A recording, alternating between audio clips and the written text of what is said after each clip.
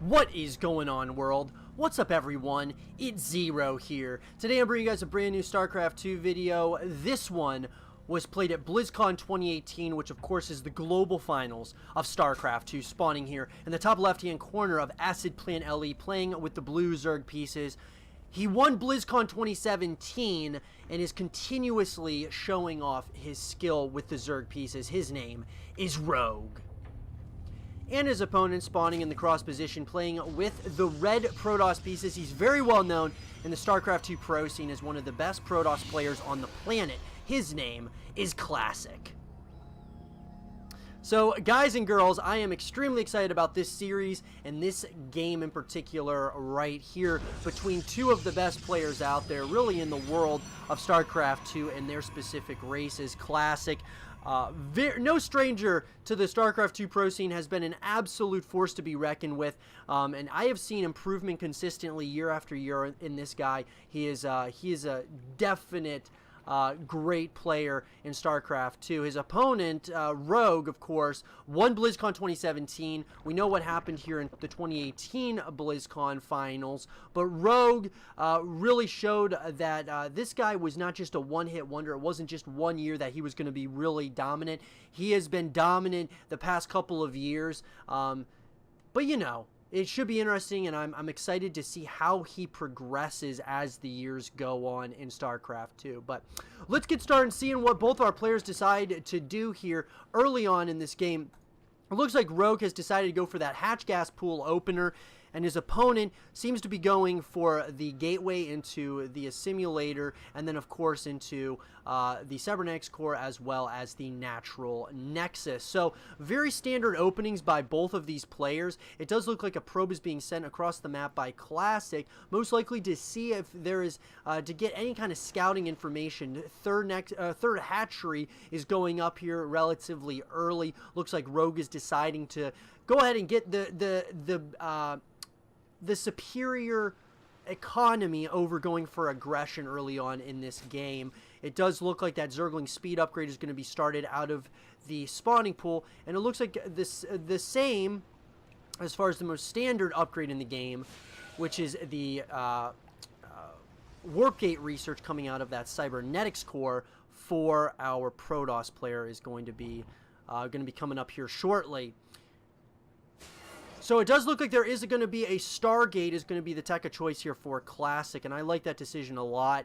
I think that getting that Stargate is going to create, you know, some issues when it comes to the scouting for Rogue as far as with his overlords.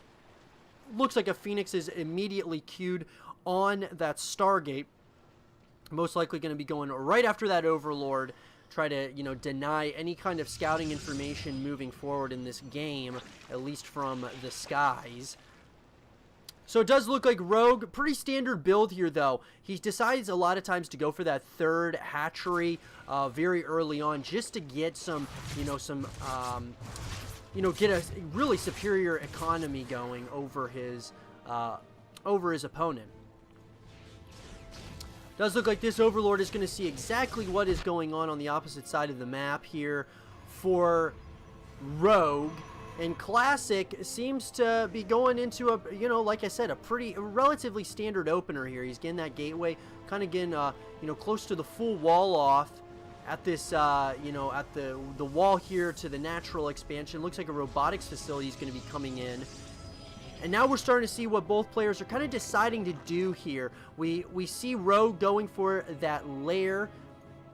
Going to be morphing in a lair, and then we also have that warp gate is being researched here. It's going to be finishing up here in a couple of seconds. So once that's done, we will see those warp gates coming in for both, or I should say all of those gateways. We also see a Twilight Council coming in for Classic.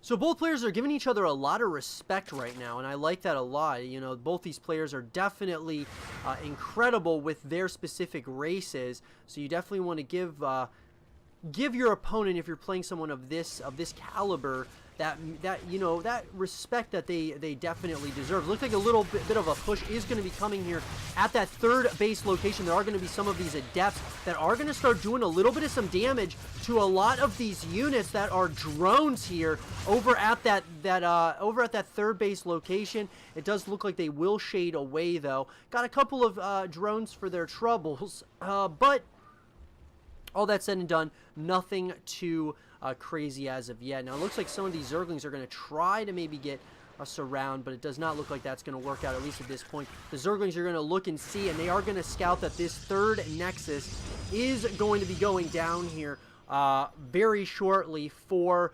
Classic. And it looks like these Zerglings are going to try to start moving in to that start moving in the natural base expansion. It does not look like they are going to have the opportunity. They are going to try to get the surround, however, on a couple of Zealots as well as these Adepts. Beautiful play here by Rogue, getting some nice hits in. As far as this is all concerned, it does look like we are going to start to see, of course, none other than the Nidus Swarm is coming in, and this is going to be a big push here by Rogue. He's going right after a bunch of these units. Going to get those diffuses in as well for these Queens. The question is there going to be enough here for Classic to hold on? It looks like he does have a decent amount of units that are coming in, and this Nidus Swarm is continuously going to be bringing in more and more of these units. Those are Roaches as well as more Queens.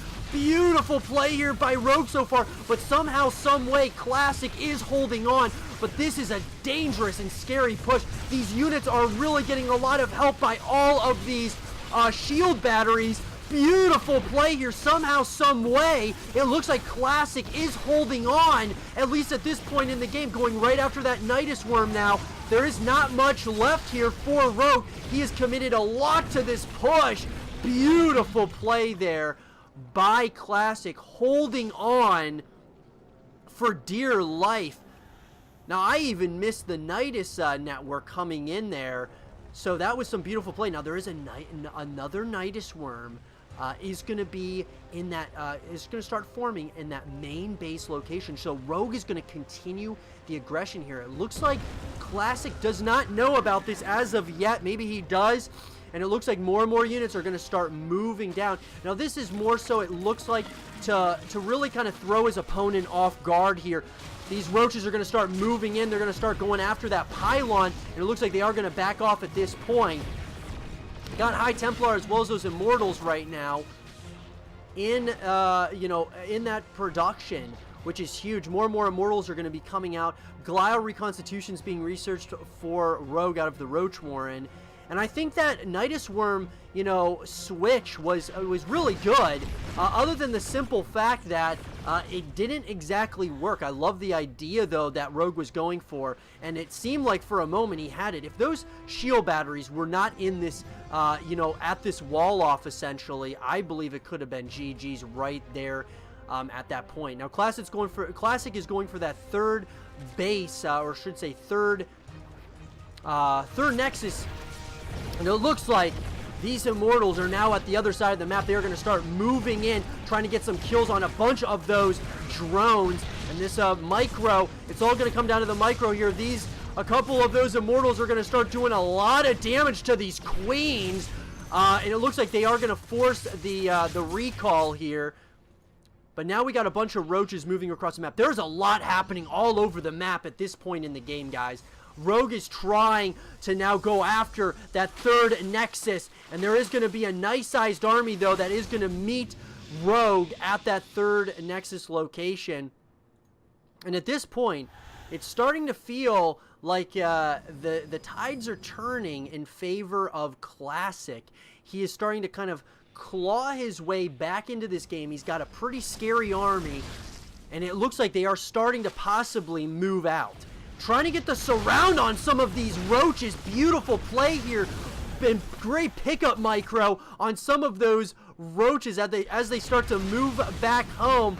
This is exactly what Classic does so well. The pickup micro is absolutely on point. Getting a Roach here, a Roach there, absolutely helps in the grand scheme of things. It doesn't seem like much, but when we're talking the highest level of play, we are talking these, obviously, you know, these small little moves that don't seem like much mean a lot. And the Swarm Host switch has happened for our Zerg player, and those locusts are going to start moving in here to some of these, to a lot of these units, and there are a lot of Archons that are starting to be out now, and it looks like these units are just going to kind of try to move away from those locusts as they start to slowly just die out.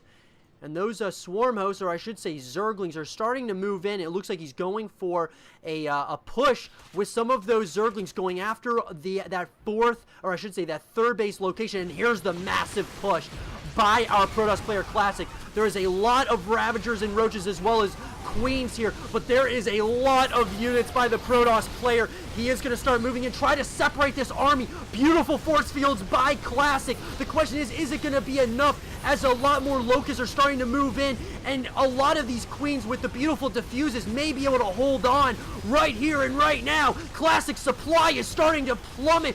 Did he overextend at this point in the game is the massive question. The Zerglings are coming back home. There's a lot of units that are still on that production tab. I don't know.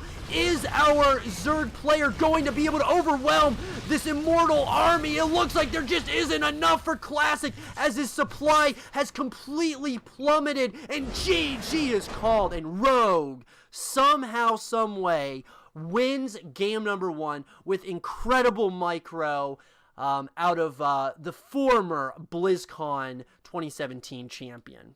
I hope you guys did enjoy this game between Rogue and Classic, and if you guys did, leave a thumbs up, subscribe if you're new, stay positive, and as always, I will see you guys all in the next one. Peace.